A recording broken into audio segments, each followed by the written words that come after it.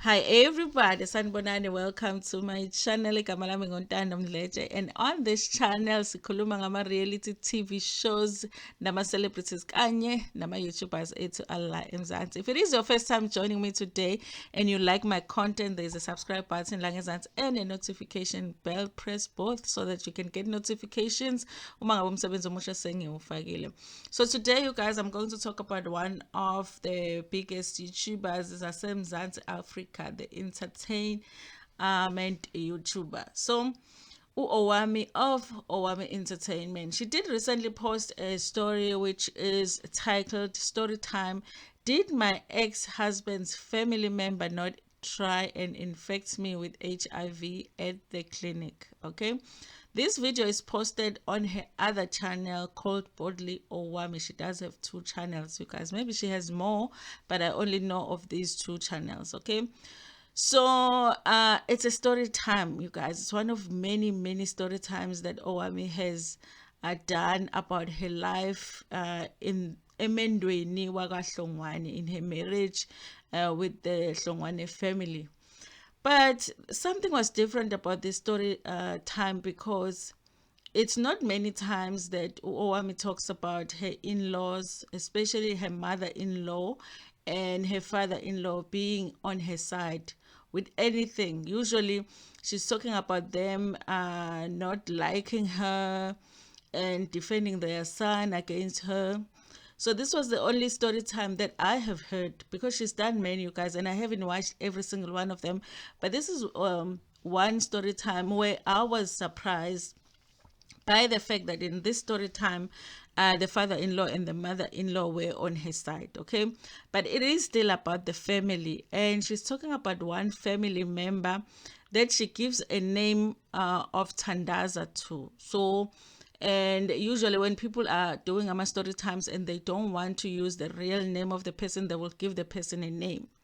However, if you are talking about a family and you're talking about your family, it's most likely that people that know the family will know who you're talking about, because the person that she is talking about in this story time is somebody that is a nurse. Okay, there isn't a lot of families that have more than two nurses in the family, and there isn't a lot of families that have more than one person working at the local clinic.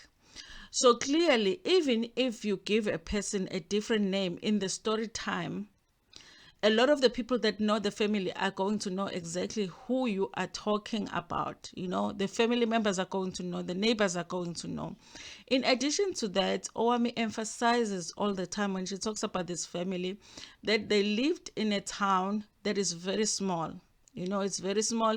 Everybody knows everybody, and everybody knows everybody's business, you know, and everybody knows all of the families. Okay, and the Hlongwane family is also known in this area. So, and they also know her because she lived there. Okay, so obviously the changing of the name in this case, you guys, doesn't do very much for this person that she's talking about, because people that know them will know that it's her. For us, the viewers who are very far from this place and who are very far from the story, it doesn't make a difference whether she changes the name or not, because we don't know them and we probably never going to come across them. But people that know the family are going to know who it is. So it's actually pointless for her to tell the story and change the name.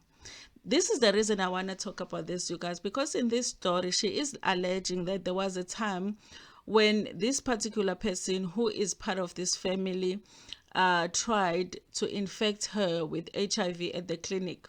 This is a nurse in the family that worked at the clinic. For some reason, she did not like Owamie. You know, she talks about this particular family member the same way that she usually talks about the mother-in-law and the father-in-law. And it's like in this storyline, it's interesting that the way that she feels about them, it has swapped around. It's like she feels better about the mother-in-law and the father-in-law compared to this particular relative or this particular member of the family. So what she says is that she had gone to the clinic, and but she gives a background to say that it had been a known fact, or a known thing, that this family member was HIV positive. I guess because they are family, maybe it's something that was revealed to them. Maybe it was a gossip around the family. Maybe it was a gossip around the community, because she does say that that community is very small. It's a community of very small-minded people. She says that all the time. So this was something that people would talk about, okay? Even though I'm not clear if her knowing that this person was HIV positive is just from the gossips, or this is something that this particular person had revealed to her at any point, during their relationship, being the in-laws, okay? So she said she had gone to the clinic, and then when she got to the clinic, and of course she was called to a room where, when she got there, there were indications there that this woman wanted to infect her with HIV. And the reason she came to that conclusion is that when she came to that room, there had been a needle there that was already opened, you guys. They wanted to use it on her, so that they could do an HIV test on her. She had gone to the clinic because she wasn't feeling well, not necessarily to do the HIV test. And as we know, in our public clinics, you guys, I always say that they will test you for whatever reason. You have a headache, let's do an HIV test. You have a stomach ache, let's do an HIV test.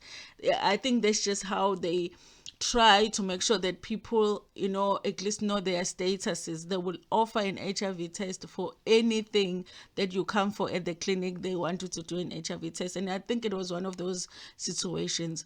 But she does say that the reason that she felt like they wanted to do something shady to her is because there was a needle there that was already opened on the table, and she understands that it's not supposed to be like that. They're supposed to open the needle in front of her. We all know that, okay? And also, when she gets there, they insist that they wanted to do an HIV test with her, which she says she refuses to do. She says that they cannot. She explains to them that she knows that you have to give consent in order to do an HIV test. And also, she did not want to do it. She cannot be forced to do it because she did not want to do it. So she has to agree to do it. So she ends up not agreeing to do the HIV test. And I guess she gets to go home. When she gets home, she tells the family. The mother-in-law and the father-in-law are very mad about this situation. They go to the clinic to report this nurse, that this is what they were trying to do, you guys. And then, it's a big thing.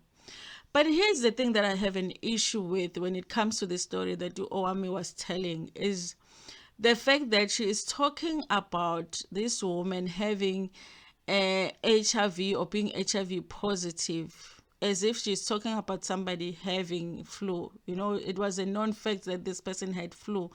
But she's talking about something that is more sensitive than that. It's somebody being HIV positive.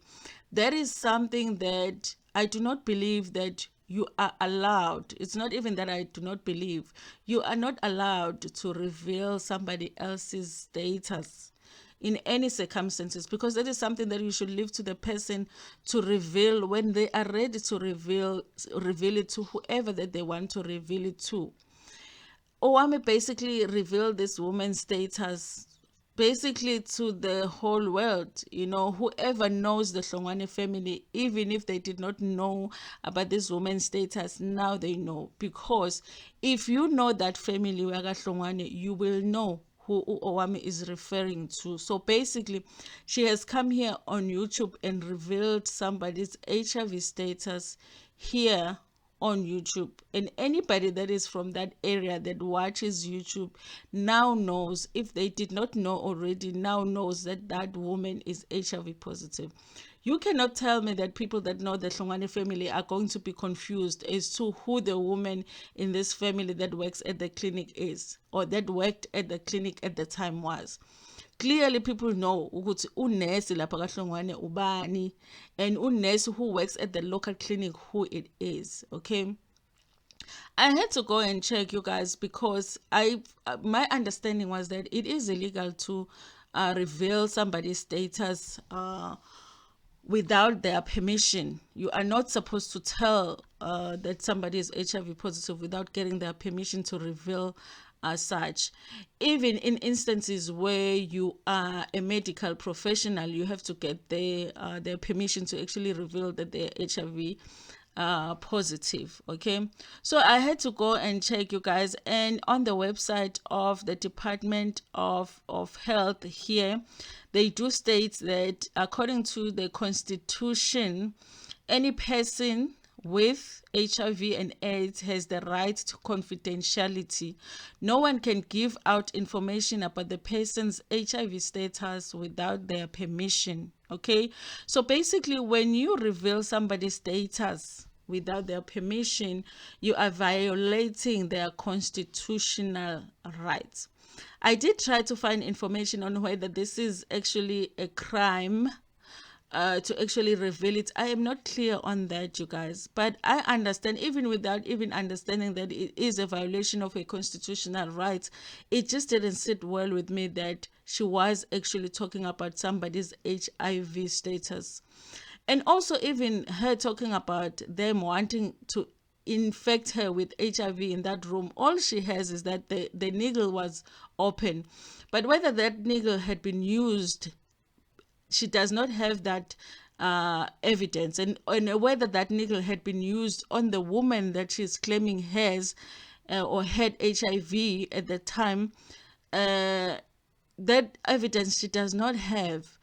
So I don't know, you guys. It just didn't sit well with me. I do not think that at any point it is correct for somebody to talk about somebody else's HIV status, especially if you can so clearly be able to see who the person that they're talking about is in the family, especially the people that are around that woman. I don't think that it was right. I don't think that she thought it through before she actually told the story. Sometimes when people do story times, it's very easy to say you're just going to change the names.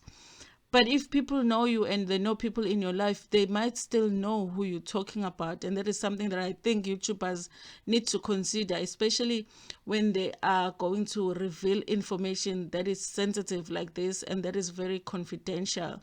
Nobody wants to be on YouTube being talked about being HIV positive, even if they are, if that is not what the choice that they have made to come on YouTube and talk about it.